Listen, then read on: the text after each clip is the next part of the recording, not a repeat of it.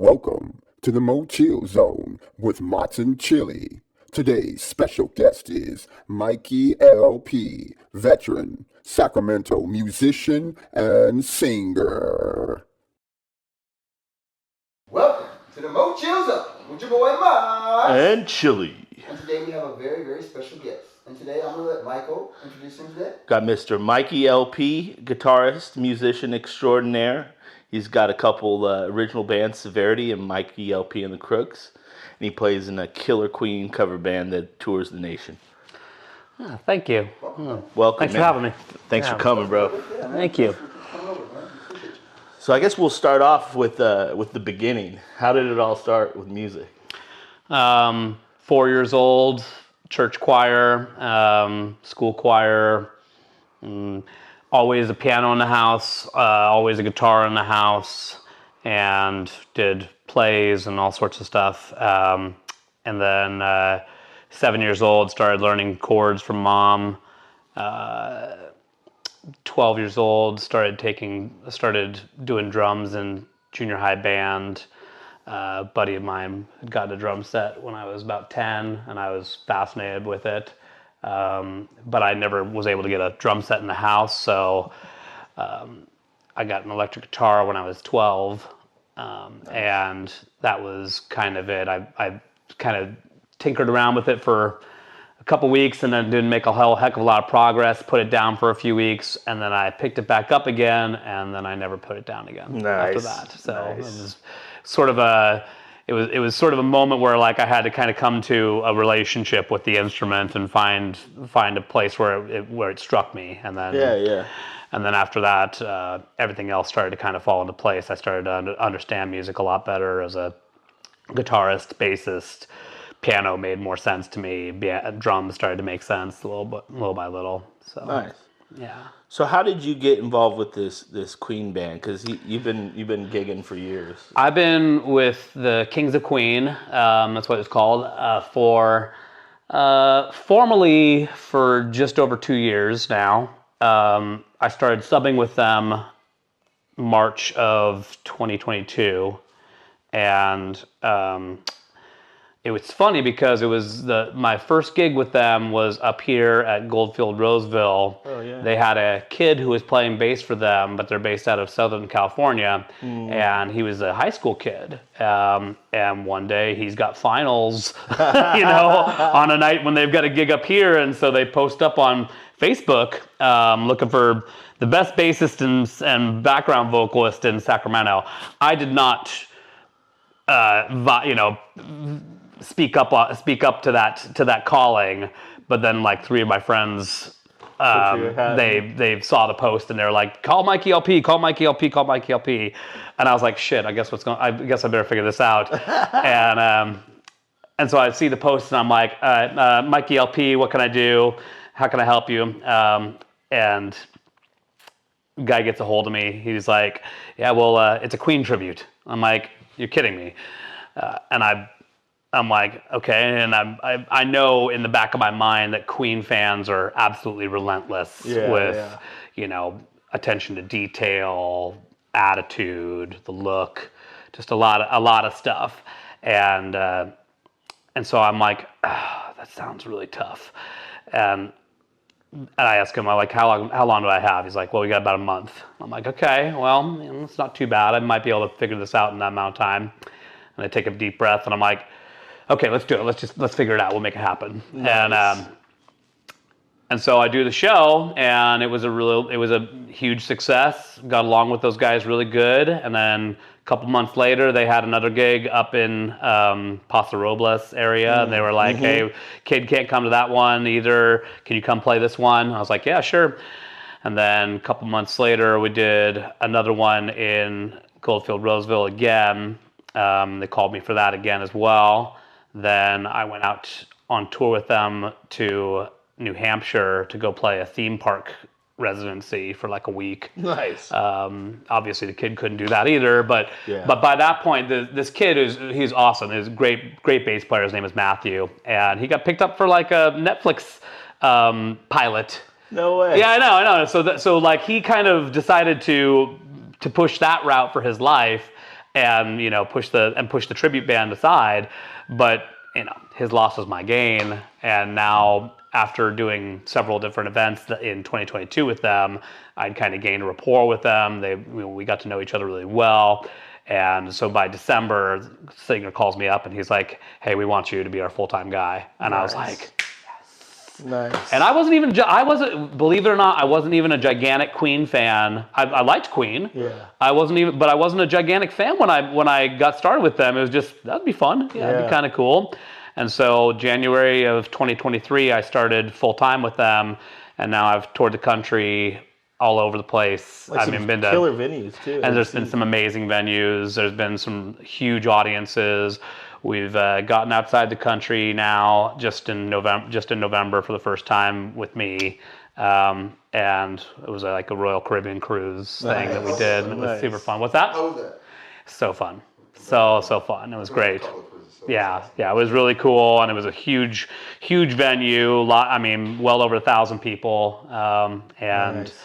Yeah, just a lot of people that were really happy. And what I've learned from this process is that being in this band, I have severely misjudged the cult appeal of Queen. Oh yeah, Queen is. I used to always think that Queen was like Beatles, Stones, Zeppelin, Floyd, Queen was around there somewhere. Yeah. No, it's more like Beatles, Queen, and it's like, kind of somewhere around there. So I was. Yeah, they were a lot bigger in the UK. Yeah, and they're huge. The thing is, they're huge around the world. Yeah, they're gigantic around the world, and because the movie came out a couple years ago, it ignited a gigantic cult following across the United States, across the globe in general. Yeah. They've actually always been there. People just didn't know unless you actually follow. Because I've actually always liked Queen, and another one, Mike Suggested, was my first song that I actually loved of theirs. And I saw it, I heard, I'm like, wow. I was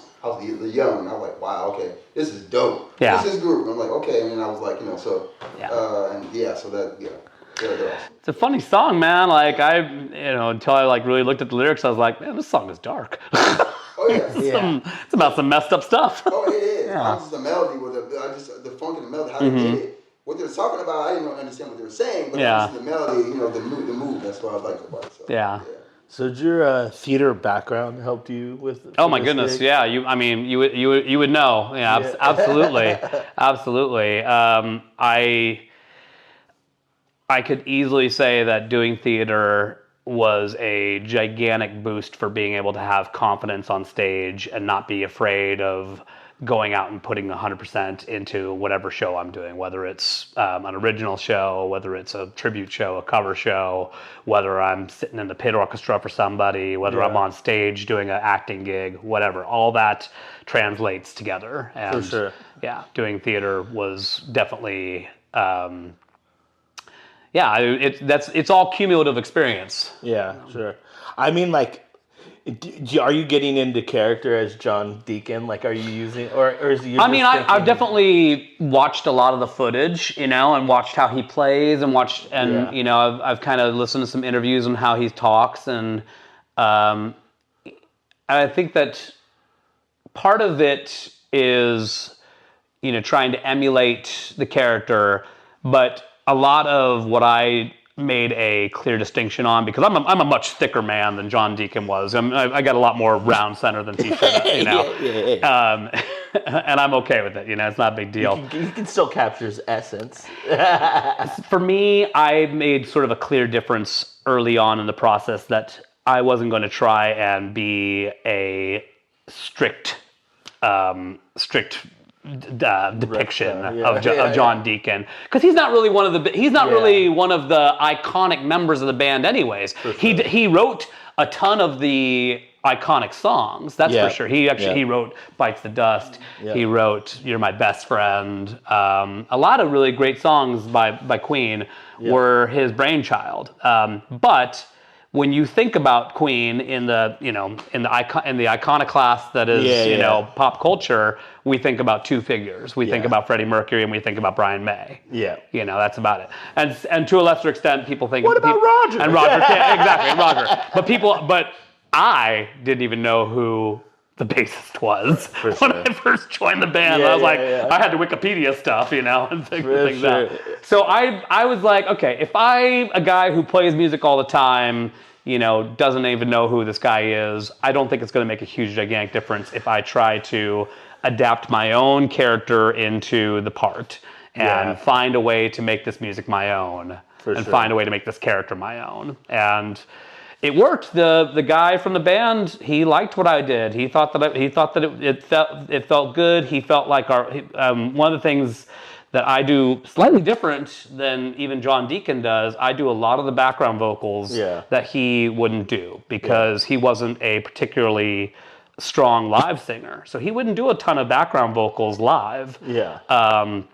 So I do a lot of that live, and that's one of the things that's kind of helped to give us a stronger show in the Kings of Queen, was to give us 4-part harmonies live on almost every song. Yeah, lush. Yeah, and lush, rich harmonies that feel good, that are, really well blended. That was the thing that my singer was like really ecstatic about when I joined. He was like, I like the way our voices all sound together. Yeah. So it was just something that kind of was meant to be. It felt good. Nice. Yeah, it's been a blessing. I would guess that your lead singer has a different take on getting into character. Yeah, it sure does. That's a different beast, right? Yeah. He's got the whole thing. He's got the look. His name's Emo Aladdin, and really talented guy who sings the part really well, looks the part really well, does the moves really well, plays guitar, plays a little piano too, but we usually just have our pianist do that because we actually have a pianist that we tour with. Nice. Okay. Cool. So he just plays the piano for that stuff. So that way he can. That way our guy Emo can actually just go and interact with the crowd and do the thing. And actually have a good time and get people into it. So do you guys have rehearsals for getting those harmonies down, or is it no? Everything is. He's broken down all the different vocal parts for us and sent it in a Dropbox for us. So we all just have our individual harmonies that we practice on our own. And, if we do something new in the set, maybe we'll rehearse it at sound check. Wow. But essentially everyone needs to come in just kind of being on their game, ready to go. If there's a question about how, what's up with this part, sure, we'll address that. But most of the time, all the guys in that band are all pretty much up to snuff that they can figure the basics out without particular guidance. That's impressive. But again, having things prepped and ready to go and being organized, like my guy does, he'll have that's how they do it in upper theater kind of stuff. Is they send you out your parts and you work on your parts that way, and then you come into rehearsal ready to go. So it's similar to that process, but we just don't even rehearse. We just come in ready to go over something new at sound check, and that's that. Wow. Yeah. Wow. So what's touring been like? And it seems like you guys have grown. You were starting playing at Goldfield, and so it seems like you guys have grown. We've grown. It's gone from large clubs and sort of like random like fairs and festival kind of things to now we're doing a lot of large performing arts centers. Yeah. And like legit proscenium. Yeah. We still do the occasional casino here and there. But most of the events that we play are probably at least 500 cap or above. Nice. And generally nowadays, I think if we're doing these the performing arts centers, which is kind of our target clientele, we're generally playing to 1,200 and above. So it's awesome. That's awesome. That's cool. What was it like? I mean, I'm sure just being gigging all these years, it was you probably were waiting for that gig that let you tour. What was it like actually getting it? It was. I kind of told the story about how it happened. Yeah. So at first it was really intimidating. I wasn't sure if I could pull it off, but a little bit of coaxing from friends and a little bit of, my folks came and helped me watch my son for a couple weeks while I was doing some prep work. They weren't around the whole time, but they were around for a couple days, and that really helped to give me some time to actually focus in on studying. And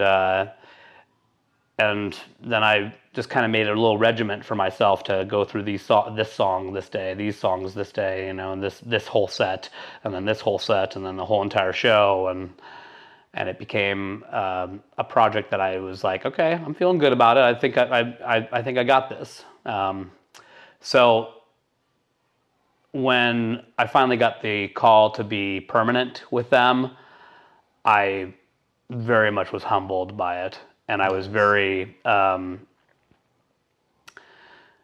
caught off guard, but I was incredibly excited. I called my mom immediately. Nice. I was like, Mom, the Kings of Queen want me to play full time with them.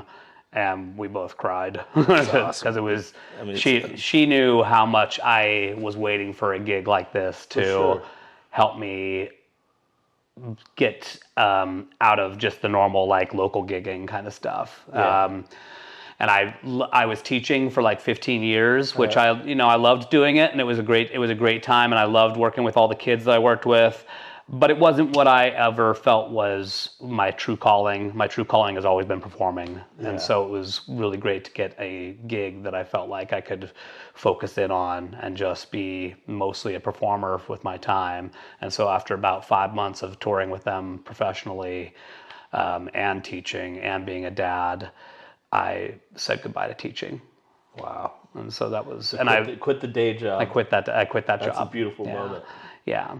And it was nice. It felt good to just be a performer and a dad. That's great. Great.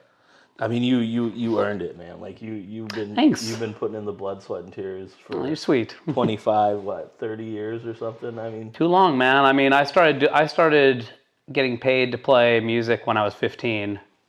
And then little by little, I started doing more and more just gigs here, doing this, gigs here, doing that. Can you play this party? Can you play this Christmas music? Can you play this St. Patty's Day music? Can you do music for senior citizens? Can you do music for this musical? Can you play this? Can you play that? Can you play this and that? And it's really nice to just have one set of music that I'm really, really kind of ingrained in, that I'm focusing on for the most part. Besides the passion, besides the passion projects that I'm still working on. I've got a Stone Temple Pilots tribute that I front, which is a lot of fun. It's called Conversations Kill, and it's a great band. I love the guys that I'm playing with.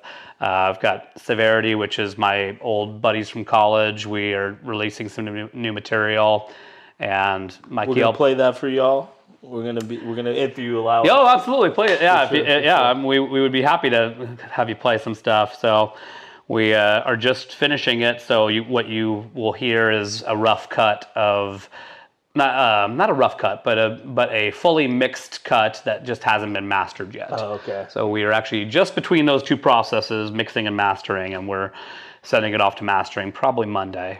Congrats. So you guys get kind of a sneaky peeky, yeah. Not the demo version, but the definitely not the demo. We worked pretty hard on that recording for about 2 years, and it's sounding pretty good. We're pretty happy with where it's at. So we just need to send it off to the mastering to give it that final bit of glitz and polish. Nice. So let's talk about Severity and how it started back in college and what your influences are. Yeah, Severity. I want to know some of your influences. Who got you to do what you're doing? Who inspired you? Well, if we're talking influences, earliest influence is Beatles. I was listening to Beatles as a really small kid and listening to Yellow Submarine and tying myself into the curtains in my living room. and Love it. And we would listen to that Red compilation album that they had. Yeah, me too. And I had the blue one too. I listened to that thing nonstop as a kid. When they threw Hans Gruber off of Nakatomi Plaza. Right. That album cover does look like the Nakatomi Plaza, right? Absolutely. I shared a meme. It sure does. It sure does. It killed me and it killed him too. Hard Day's Night, Hans. Yeah. Hans Day Night, something like that, right? Oh my God, that's funny. Oh, sorry, yeah, so I listened to that a lot as a kid, but I was a '90s kid, so I love Soundgarden. Yeah. I love Stone Temple Pilots. Obviously, I'm in a Stone Temple Pilots tribute. I love Smashing Pumpkins. I love Pearl Jam, Nirvana, Silverchair. Sure. Those were the bands that that really got me fired up on music. Yeah. At that impressionable age of 12 and 13, sure. 1994 was a magical year for me. That's good year for our music. Yeah, it was a great year for music. A lot of amazing stuff that happened in those years. And Michael Jackson was an early influence. He was I remember very clearly that Michael Jackson's Bad was the first music video I ever saw on MTV. Yeah, what a great. And it was a great. It was an amazing video. It's so cool. So. I don't care for Michael. Yeah. Okay. No, for he sure. doesn't. He doesn't like him at all. No, that's okay. That's all good, man. He loves him. Yeah. That's okay. Yeah. And I always relate back to wanting to play guitar by watching Slash from Guns N' Roses. Sure. That Guns N' Roses totally made me want to play guitar. I really don't like that group at all. Yeah. Okay. Fair enough. Yeah. That's okay. Sarcasm. Yeah. The drummer that I play with in Severity, he doesn't like him either. He's not a fan. He's Guns N' Roses does not do it for him. But when I was, I don't know, probably 8 or 9, and my brother was blasting Use Your Illusion 1 and Use Your Illusion 2, that the guitar work, it got to me. I loved it. I fell in love with it. But Weird Al was a really big influence on me as a kid. I loved Weird Al. He did everything. Yeah. That's good. That's cool. You see him. Why is that? Well, why was he? Yeah. Oh well, maybe because we're Jewish. I don't know. I just like silly things. I don't know.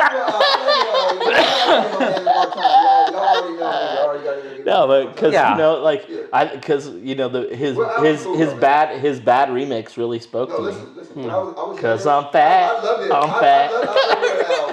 And I've actually seen him live, by the way. So. Yeah, I just saw. Speaking of Weird Al, I just saw some guy. They'll film anything these days for Instagram or TikTok. Some guy goes up to a Mormon lady in the supermarket and plays her Amish Paradise. Right. Or Amish lady, not Mormon. Amish lady. Some Amish lady. Right. Yeah. She's like, okay. She obviously has no idea about Gangster's Paradise or probably even Pastime Paradise. Right. It's funny. But it was great. Yeah. I came into knowledge of Weird Al during his Dare to Be Stupid era. And that was really old. That was 86, I want to say. Wow. And so that was for me. I would be in my footy pajamas and playing with my Ghostbusters photon pack, pretending I was a guitar player, and listening to Dare to Be Stupid. Oh, that's great. That's one of those memories from childhood that clearly stands out as something that influenced me as a musician early on. And so I can always relate back to thinking that Weird Al made me want to play music, the Beatles made me want to play music, Michael Jackson made me want to play music, Guns N' Roses made me want to play music, Stone Temple Pilots, Soundgarden, Smashing Pumpkins, Nirvana, Offspring, and then and off to the races, Nice. Yeah. So how about forming Severity and getting back together? So Severity was... we met in the dorms at Sacramento State. Stingers up. Yeah, Stingers up. That's right. Hornets, man, for life. Yes, sir. My man. Maybe Pac-12 coming up. Yeah, I think I heard about that too. Big cool. leagues. I know, it's crazy. However big the Pac-12 still is. Yeah. And none of us were sports guys at all. We were just whatever. But we all met in the dorms in 2003. And we became fast friends, and we realized we all played some music, and we all listened to a lot of the same things. We were listening to a lot of Deftones. We were listening to a lot of... we were listening to Dredge. We were listening to Taproot. A bunch of hard-hitting kind of not quintessential nu metal. We weren't. We were kind of into some of that, but like that's like Limp Bizkit and and Linkin Park and stuff like that. We were more into like some of the more underground bands that were sort of like offshoots of that. Yeah. That were a little bit more, that weren't quite as like hyphy. Guys who like didn't really want to be in the camera and stuff. They didn't have DJs in the band. Yeah, well, I mean, if they had DJ, well, we loved Incubus. Yeah, none of it. Right. We all loved Incubus. And Incubus was definitely a DJ band. Yeah. I feel like we all kind of came together from different influences around that sort of general like Deftones era. And then, we started branching out into like Lamb of God and Opeth and getting a little heavier. We loved A Perfect Circle. A Perfect Circle was a big, huge influence on all of us. Yep.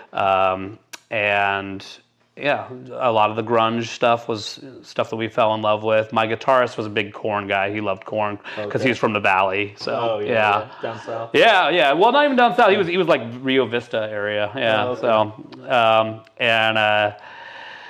Shout out Bakersfield. Yeah. So we started playing music in the dorms together, and we did a little event that I had put together for all the different. I put together this event called a Dorm Band Jam, and it was like 10 bands, all with members who had, been living in the dorms at that time. Mm-hmm. And we got the radio station, the college radio station, to help promote and sponsor the event. Nice. And it was a free event, so a lot of people came, a lot of people didn't come. But it was fun. And 2 weeks of just sort of prepping that was the time that we had to prep Severity. And I was ending another band at that time. I had a band from the Bay Area that I was kind of starting to fizzle out, and I wasn't in love with anymore. It was like a 3-piece sort of hard rock emo project. Okay. And we had gotten to the point where my sophomore year in college, we went and played the Whiskey.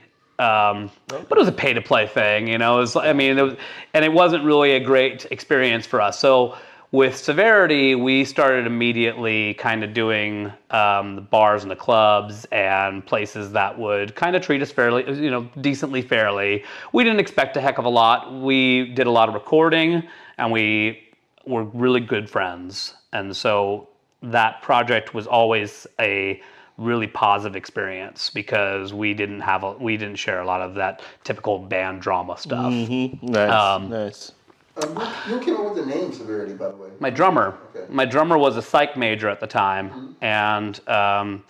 and we were kind of putzing around trying to figure out names for the band.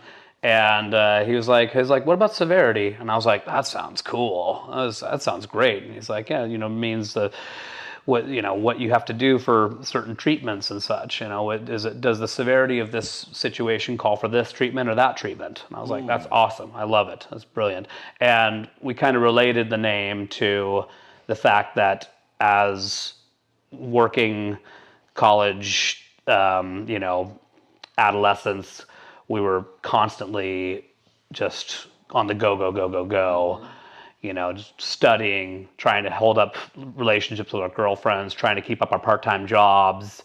I was in theater and doing shows with the theater at the time at Sac mm-hmm. State, and they demanded a ton of time outside of just regular classes. Yeah, it was like required to audition for things. What are you doing if you're not auditioning? Exactly. So and I got cast for something every season. So no matter what, I was pretty much busy every year in school until I finally was like, okay, I'm done with this stuff, and they started kind of lightening up on that sort of thing. But it was a busy time for all of us, and we used that music that we were writing together as a way to sort of work through the therapy of finding sanity together in music and finding some sort of collective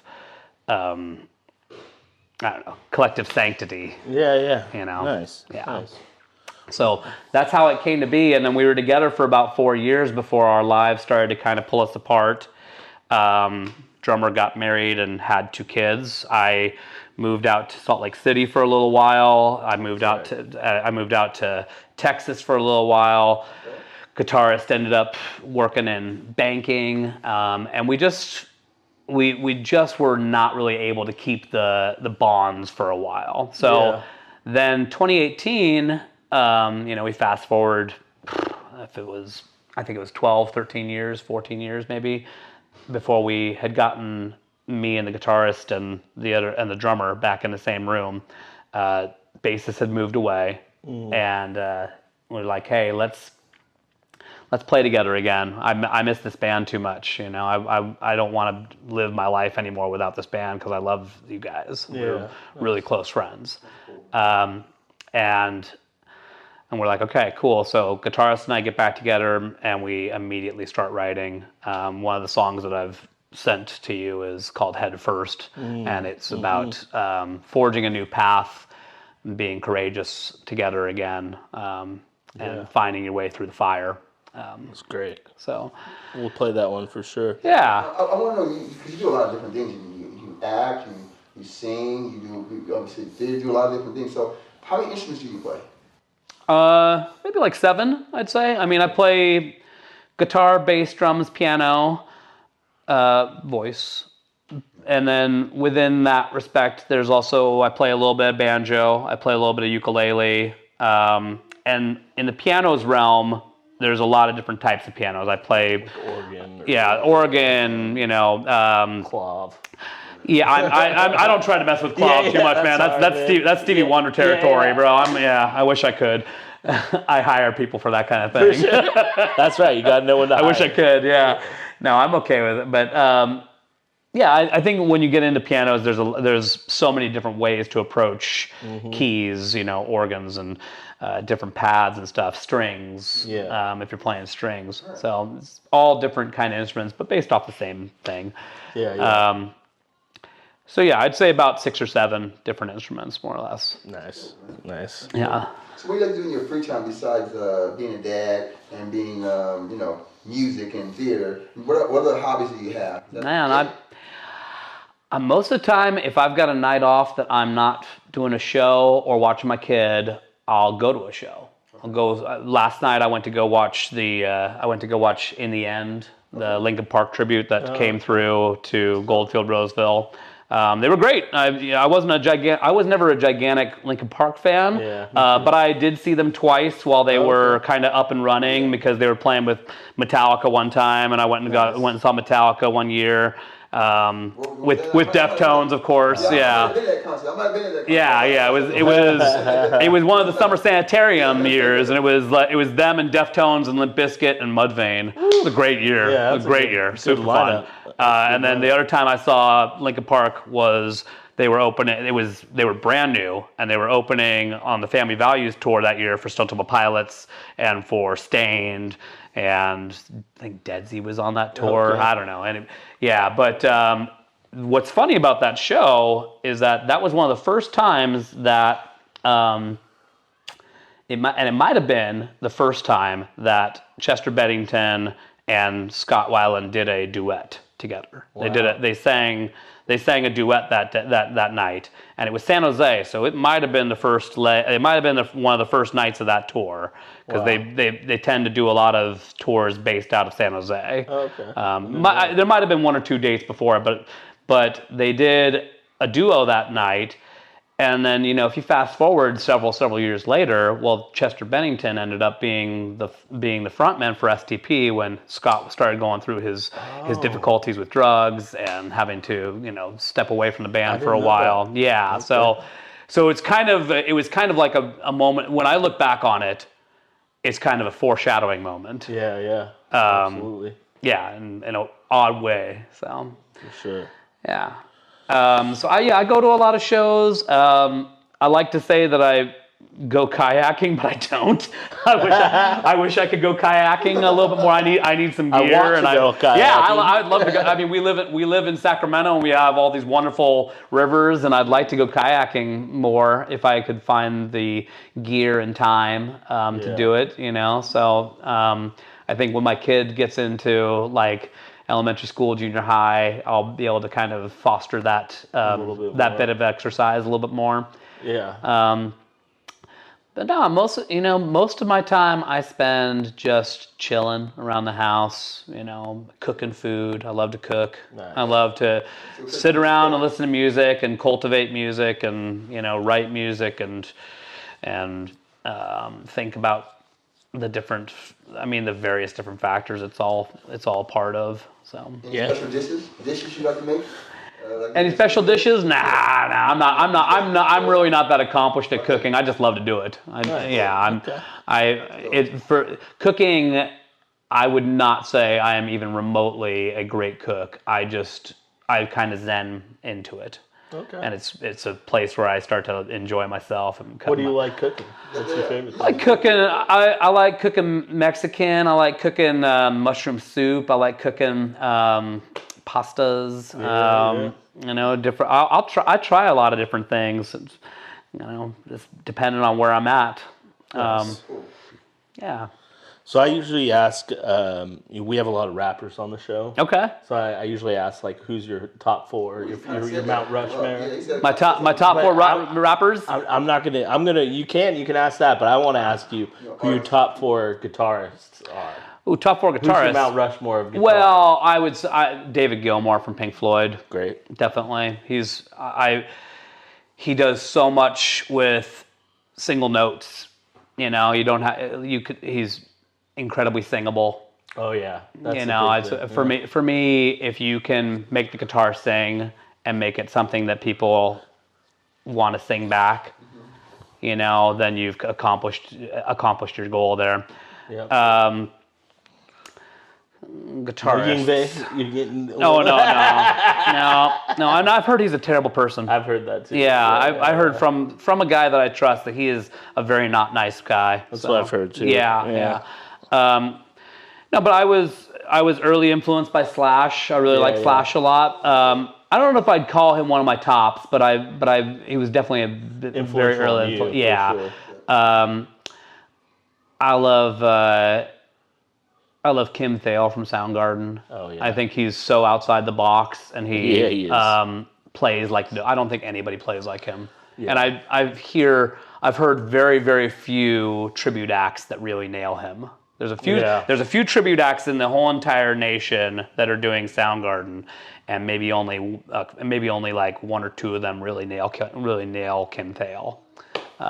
He's a very, very tricky guitarist to kind of get his vibe and get his sense of melody, his sense of. I think of Them Bones when I think of him. Well, that's Jerry Cantrell. Okay. That's Jerry Cantrell from Alice in Chains, and I like Jerry Cantrell too. He's wonderful. What's the? No, Kim Thale is. I'm thinking of. Hi. No. Yeah, that's Them Bones. Okay. Yeah, that's Jerry Cantrell from Alice in Chains. Yeah, and he's fantastic. I love Jerry Cantrell. Spoon Man.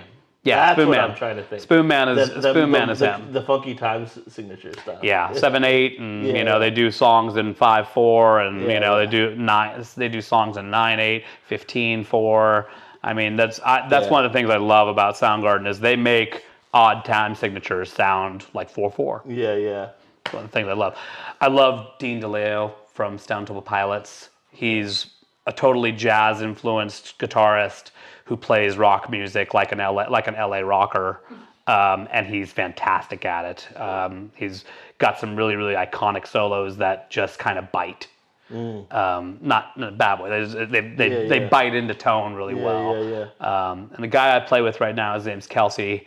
He's a fantastic player. Does a really good job of capturing a lot of Dean DeLeo's vibe and finding his notes and finding his style and finding his pocket. Yeah, nice. Yeah. So Dean, Kim, David Gilmour. I haven't done the old guitar guitar.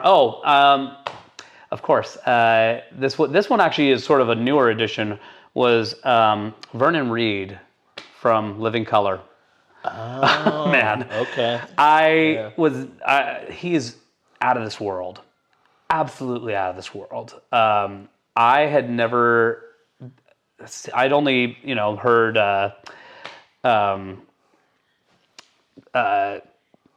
Cult of Personality, right, by them.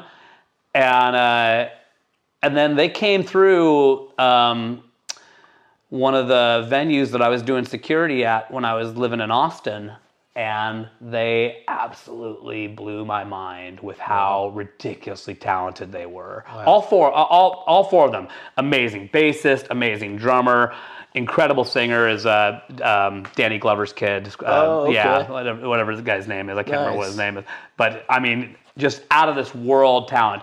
But Vernon Reid, the guitarist, he was just, completely blew my mind. He was so fast, so articulate, had just nasty, disgusting, filthy tone. Nice. But he honed it.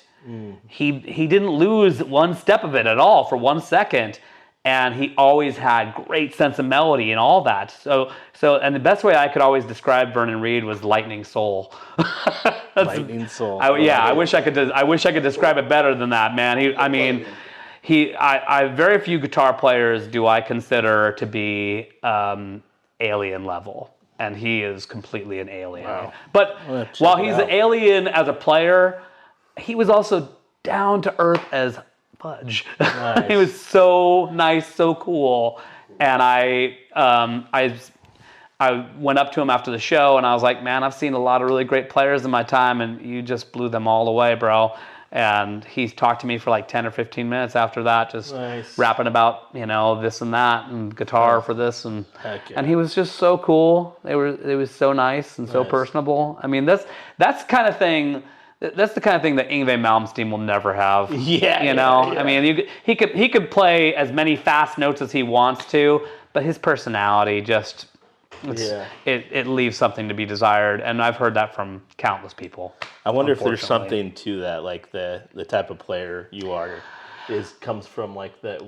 I think it's just arrogance. Well, my hypothesis I was just thinking of was like, the soulful guitarists probably have some soul and are probably good dudes. Exactly. Whereas like maybe like this, like just technique, just pure technique, and like it may it's a little bit cold. It's exactly. not much to the personality. Yeah. But Vernon, he was a class act. What a guy. Are there any shredders that you do like in terms of like that? I mean, I used to really love Satriani a lot. I was a big Satriani guy. I was a big Satriani fan for a long time. And I worked on a lot of that stuff, Crystal Planet, when I was like a freshman in college.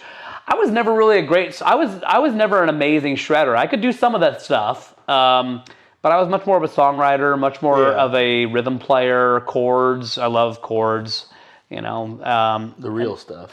I don't know if I'd call it the real. I don't know if I'd call it the real stuff. Yeah, but for me, that kind of stuff felt a little bit more as the core of a song.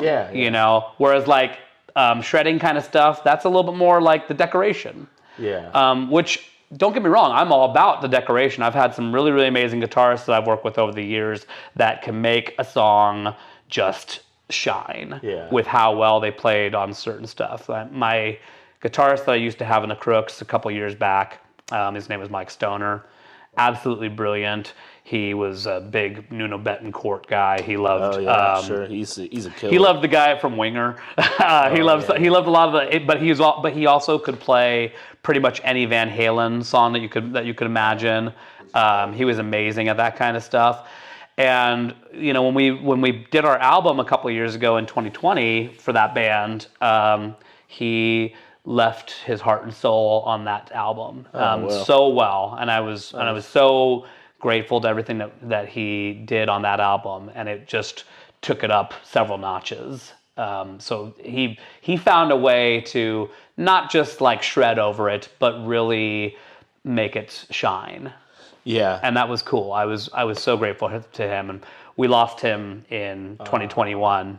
Sorry to hear that, bro. Yeah, so he's a big loss, and I will always be a bit incomplete without my friend Mike Stoner. I get that. May he rest in peace. May he rest in peace, man. Yeah.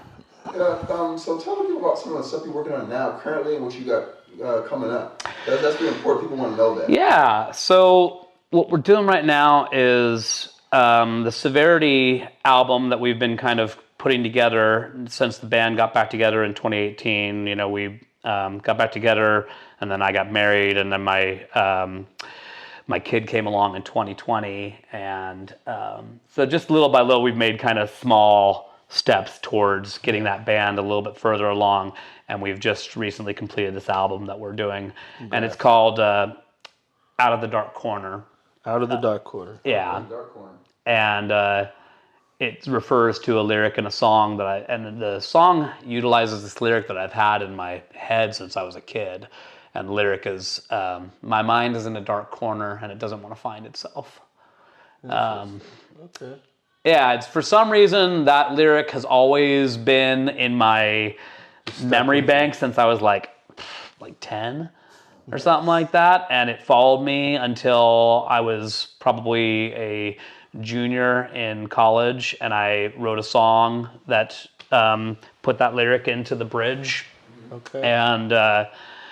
And now we are actually putting that's the title of this album is Out of the Dark Corner, and we're going to release it probably in the next couple weeks here after we get mastering done and we get duplications and artwork finished. Awesome. So yeah, so that's what's happening with that band right now. We're not sure if we're going to do like a live show or not, because we're all a little bit older, and just doing live shows for an original band doesn't exactly like warrant our time as much as it used to. We love our time with our families, our time with our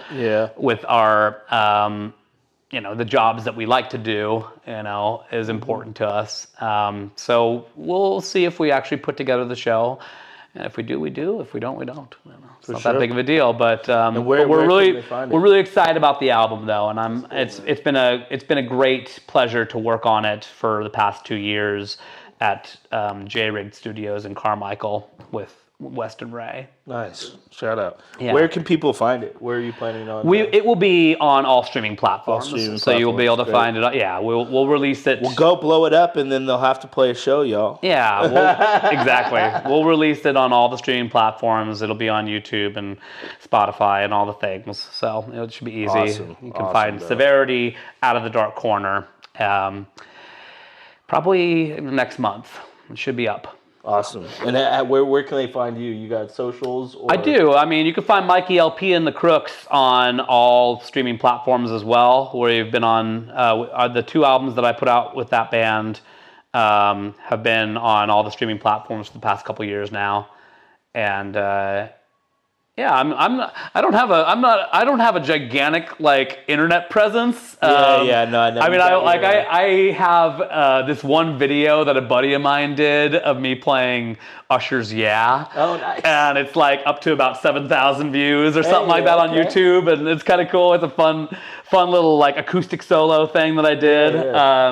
Nice. And it got onto some algorithm that got it up in the couple thousands there, so that was cool. But that's probably the most socially relevant thing that I've got on the socials. Nice. Yeah, I'm a little old school. When I was coming up with music back in the day with Severity and other bands that I was starting out with, we were still in the CD era. We were passing out our discs that we burned ourselves. Yep. And was like, hey, here's this new band that we're working on. Come check out the show. Come watch us. And if you like it, come to another show. And we were passing out flyers by hand. That was how we did it back in those days, which I miss it a lot of times. Yeah. I don't necessarily miss the hard hitting the pavement like I used to, I do miss the simplicity of that, because trying to stay on top of Instagram and TikTok and Facebook and your YouTube pages, all that, it's like you need a social media manager now to be in the music business if you're going to do original music. Even if you're doing a tribute band, you need to be strong on top of your socials. For sure. So I appreciate you guys having me over to do Yeah, a of course, little man. radio, Definitely. because And radio old is the old school medium that I Yes, love, sir. man. Yes, sir. Yeah. Before you got here, it's really important that you tell the people, like, I like for you to share, like, how you got involved with what you're doing currently right now, and somebody out there who might want to be like you, just like you, and what would you give a message to them? I mean, what I'm doing right now is just the same thing I've been doing since I was probably about 14. I'm writing music. I'm, refining it daily. I'm writing it down on paper. I'm trying to figure out what I'm playing. I'm trying to figure out ways that I can translate it to people, ways that we can rehearse it, ways that we can take it into a studio and record it, and how can we record it better and better and better. Nice. So there's no shortcuts in. I mean, a lot of people like to do the shortcuts of just here's your video of your music that you're playing that you do on your iPhone, and that's great. There's nothing wrong with that. That is how the industry is. Right. But I decided early on, when the techno revolution came along, that I still wanted to do things like working on an old SSL board, analog recording equipment, analog studio, and keep some of those industries alive, because those industries are the lifeblood of music, and they made some of the best music that I would say some of the best music in history has been recorded that way. Yep. I 100% Absolutely. agree. 100%, man. We appreciate you, brother. We definitely do, man. Thank you for coming out, and this won't be the only time you guys see. Please go to his site, see him, and show coming up. Any shows coming up soon? Tell people about. Next show for me, not in the area. There's nothing booked in the area for a little while. I won't be. The Kings of Queen won't be back in Sacramento until June. Okay. We'll be at Roseville Opera House in June. Nice. But we're just kind of touring the country. We've got a tour in Nashville for like 9 days in March, and doing a bunch of stuff just around Florida and a few other places around the country as well. Okay. So, well, if you are out there, we got the internet version too. We got it. We're on access.org, so we got listeners that are around. So maybe they'll check you out. Absolutely. All right, brother. Thank you for having me. Appreciate it, guys. Definitely, brother. Gracias. We appreciate you so much. Yes, you guys. You know how we do it. Spread that love out there and keep doing it. We'll see you guys next week. Peace. Thank you. Bye.